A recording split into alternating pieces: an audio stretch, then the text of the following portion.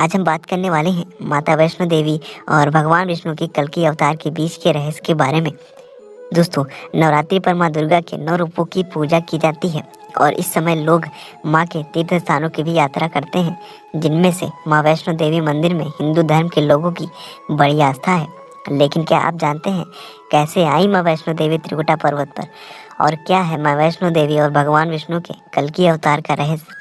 अगर नहीं तो हम आपको इसके बारे में बताएंगे। तो चलिए दोस्तों, जानते हैं माँ वैष्णो और कल्कि देवी के अवतार का रहस्य। कल्कि देवी से तात्पर्य माँ वैष्णो देवी से है। चलिए कैसे, आज हम बताएंगे। दोस्तों, ये बात उस समय की है। त्रेता युग में कई सारी असुरी शक्तियों का आतंक था। राक्षसों के आतंक से त्रिदेव भी परेशान थे कि उनके दिए हुए वरदान ही पृथ्वी लोक पर आतंक का कारण बन रहे थे। यह देखकर माँ काली, माँ लक्ष्मी और माँ सरस्वती ने निश्चय किया कि वह त्रिदेवों की चिंता को दूर करने का प्रयास करेंगी, और फिर तीनों देवियों ने अपने अपार तेज से एक बालिका को उत्पन्न किया। उस बालिका ने तीनों देवियों से अपने जन्म का कारण पूछा तो उन्होंने बताया कि उसके जन्म का कारण है पृथ्वी लोक पर असुरी शक्तियों का विनाश करना। उन्होंने उस बालिका से कहा, और दक्षिण भारत में रहने वाले विष्णु भक्त रत्नाकर के यहाँ जाओ और जन्म लो। दोस्तों, वहीं दूसरी ओर संतानहीन रत्नाकर सो रहे थे। उनके सपने में आकर इस बात का बोध कराया गया कि उनके यहाँ एक पुत्री जन्म लेगी, जिसके भक्तों की संख्या कई गुना होगी। कुछ समय के बाद ही रत्नाकर के घर पुत्री का जन्म हुआ, जिसका नाम उन्होंने त्रिकुटा रखा। बचपन से ही त्रिकुटा को दिव्य ज्ञान प्राप्त करने की तीव्र इच्छा थी।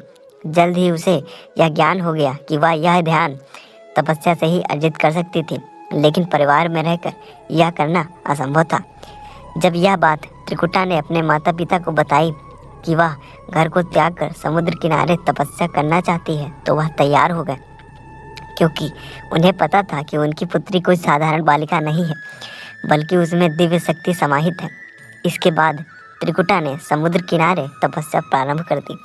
एक दिन समुद्र किनारे माता सीता की खोज करते हुए प्रभु श्री राम पर त्रिकुटा की नज़र पड़ गई।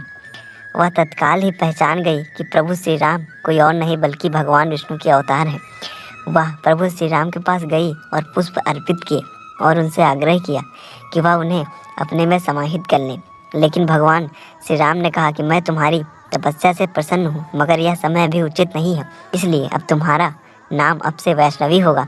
वनवास के पश्चात मैं फिर से तुम्हारे पास आऊँगा। इसके बाद उन्होंने कहा, अगर तुम मुझे पहचान गई तो मैं तुम्हारी इच्छा अवश्य पूर्ण करूँगा। और यह कहकर वह सीता की खोज में निकल गए। काफ़ी समय बीत गया, लेकिन वैष्णवी का भगवान श्री राम के प्रति इंतजार खत्म नहीं हुआ। तभी एक दिन एक वृद्ध व्यक्ति वैष्णवी के समक्ष आया। उनसे कहा कि तुम अति सुंदर हो, इस एकांत स्थान पर रहना तुम्हारे लिए उचित नहीं है, तुम मुझसे विवाह कर लो। यह सुनकर वैष्णवी ने उस वृद्ध से कहा, तुम चले जाओ यहाँ से, मैं पहले से ही प्रभु की हो चुकी हूँ, वह मुझे स्वीकार करने के लिए आने ही वाले हैं। तभी एकाएक उन्हें लगा कि उनसे कुछ गलती हो गई, लेकिन जब तक वह कुछ जान पाती तब तक बहुत देर हो चुकी थी, क्योंकि वह वृद्ध कोई और नहीं बल्कि स्वयं प्रभु श्री राम थे। वैष्णवी ने उनसे क्षमा मांगी, परंतु श्री राम ने कहा कि आपका मुझे पहचान न पाना यह दर्शाता है कि आपकी इच्छा पूर्ण करने का अभी उचित समय नहीं आया है, क्योंकि अभी आपको पृथ्वी पर रहकर बहुत से कार्य संपन्न करने हैं। त्रेता युग में ही नहीं बल्कि कलयुग में आप मुझे समाहित हो सकेंगी, जब मैं कल्कि अवतार में पृथ्वी लोक पर जन्म लूँगा। इसके बाद श्री राम ने वैष्णवी को यह आदेश दिया कि वह उत्तर भारत में त्रिकुटा पर्वत पर जाकर तपस्या करें, वहीं पर अपना धाम बनाएं, लोगों का कल्याण करें। तब जाकर वह कलयुग में श्री राम से विवाह करेंगी, उनमें समाहित हो सकेंगी। दोस्तों, उनका नाम कल्कि देवी भी कहा जाता है। कहा जाता है कि जब कल्कि अवतार जन्म लेंगे तो जिनसे विवाह करेंगे उनका नाम कल्कि देवी होगा। वो कल्कि देवी कोई और नहीं बल्कि माता वैष्णो है। तो दोस्तों, ये था आज का वीडियो कैसा लगा कमेंट बॉक्स में बताइएगा। मिलते हैं अगले वीडियो में, तब तक के लिए नमस्कार। जय हिंद, जय भारत।